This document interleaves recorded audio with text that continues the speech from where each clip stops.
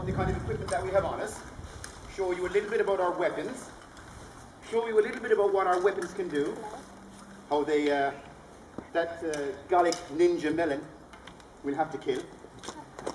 Once we show you a little bit of what our weapons can do, we'll show you a little bit about our artillery and how we used to kill your Gallic brothers years ago. And some of them aren't dead yet. And then we'll do a bit of combat and show you a little bit about training styles that we used and the kind of gladiatorial combat that we would have used. So the first thing we're going to do is the legs will come into the shape. Put up a little bit. Show you a little bit about what they are. Now, there's a huge difference between what we are and what we're wearing versus the Hollywood image. We are a group of Roman legionaries, Rome's 20th Legion, the valorous and victorious 20th Legion, or some people could say the valorous Black Eagle. And what we have is we have a selection of armour, and we want to dispel some of the ideas, preconceived ideas you may have in your mind. We didn't have that many orgies. And I know it's a bummer. And what we want to do is to explain a little bit about the real Roman army. So let's start with the legionaries. If you take a look at these legionaries here, I love an ice cream now. If we only had ice cream on the Gallic campaign, it would have been so much quicker. 99. So what we have is, we have 1, 2, 3, 4, 5 Roman legionaries, 6 Pinocchio, and we have a typical Gallic insurgent. Sorry, I mean native. And if you take a look at what they're wearing a mixture of helmets. If you take a look at this helmet and this helmet, they're coolest helmets. Coolest helmets were a development of the very basic Roman helmets that came from what's known as the Montefraterno type helmet.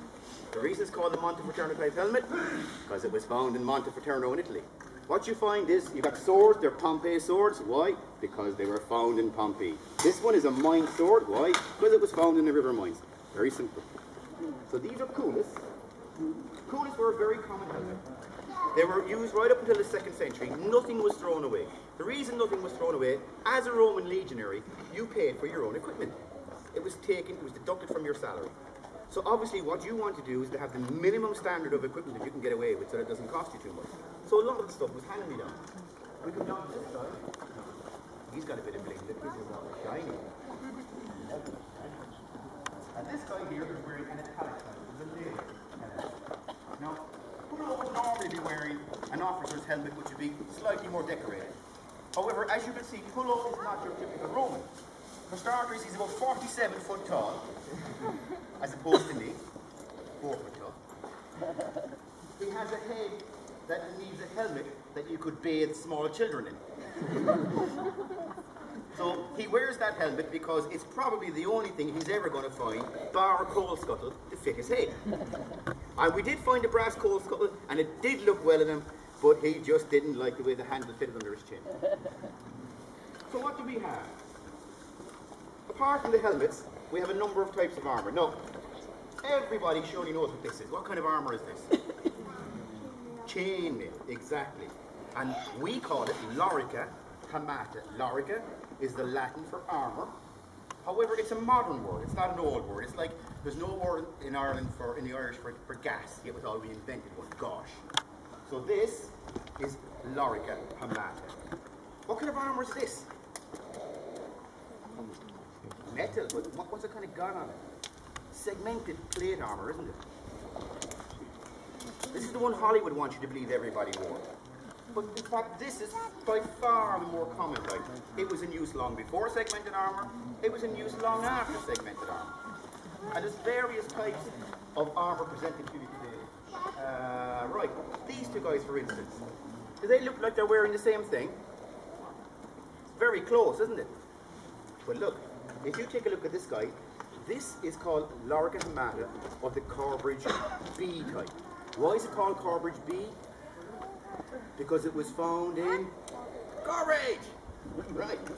And if you take a look, Corbridge B and C, they've got hooks. The whole thing hooks together. Very simple, comes apart quickly. You can put it away quickly. Whereas this one has straps. And the straps could break, that was the problem. And this is a Corbridge B. So apart from that, there's a little difference. guy's got plain armatic, plain chain. He's our signifer, he carries our signet. He's got these extra guys here. What are they for, do you think? You know what they're for? Right, stand there. If he's a warrior, and he's got a big shield, imagine the big shield. Imagine CGI effects here, folks, big Hollywood production, right? With this guy, I can't get past this shield. But what I can do is I can get my sword up, and I can come down as hard as I possibly can on his collarbone. And if I can shatter your collarbone, then your arm's out of action. You won't be playing cricket tomorrow, will you? No. So the extra protection on here, the doubler, is an extra protection against smashing the collarbone. That's a lovely crack. It's very sweet when you hear that collarbone go, you know, because then you know you can move on to the next victim. Stand down, young man. These guys have a series of overlapping plates that do exactly the same thing. Now, you're all familiar with rapine and pillage. Oh, the Vikings, God almighty, we were nothing on them. Rapine and pillage. Well, you could probably do pillage and a little bit of rapine in this stuff. Very heavy. But this, forget about it. This stuff, pull up, you do so good. Grab yourself, pull up. Great protection, but you can't move. You can't move. You can't do anything. All he could do was look at the local wenches while they were carried off into slavery. So, as you can imagine, whenever this guy turned up, all the local girls are more than happy. Don't worry about him, he's in segmented armour, he can't do anything. Oh dear, here's the boy in chainmail, let's run. And if it was me in chainmail, they wouldn't have to worry. I'm old and decrepit. I got arthritis from all my campaigns in gaol. I'm useless. Right. So, as you can see, there's two types of chainmail here. This type is called button chainmail. Now the Romans did use button chainmail. Imagine you got a link, and one end of the link butts against the other end of the link. Whereas this is like a far crosser type altogether. This is called punched and riveted. And every fourth link is actually punched and riveted. And every other link is solid. So it's a lot better for protection. The next thing they have on is a military belt, a kingolum. There's an argument over whether it's a kingolum or belt gives it what it is. But if you take a look at what they have, the most distinctive feature of the military belt are these. No, I call them, the technical term is dingly-dangly bits. We have no idea what they were called. We have no idea what they were for. No, we like to say that they were for protection of the goodies, as it were, or keeping your cookies safe. The problem is that if you're running with those, they start to resonate at a certain frequency. And, you know, you could find that these actually damage the family jewels rather than anything else. So you quickly stop, believe me. But what they were for making noise, maybe they were for making noise. Were they there because they wanted to show off their military awards? Maybe they did. But the most important thing about them is they look cool. They look cool. Now, I don't have them, you see, as you can see, because they did too much damage to me, so I couldn't have them anymore. The next thing they have are their swords. And a Roman sword, does anybody know what a Roman sword is called? What's a Roman sword called? A gladius. A gladius is right. Now, we don't have any of the early types of gladius. The earliest type of gladius that we have with us today dates from about the middle of the 1st century BC. So, gladius! Despringe! De! Joy! Optimo! Maximo! We can't draw our swords without saying that.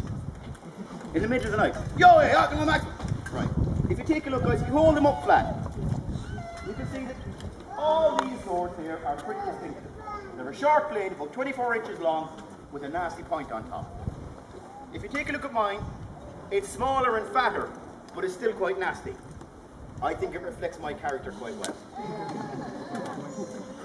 This is called a Mainz pattern gladius because it was dug up, the original one of these. Sorry, no two Roman swords are the same. They're in general categories. The general categories that we have with us here today are Mainz category, because it was found in the Mainz River, and Pompeii.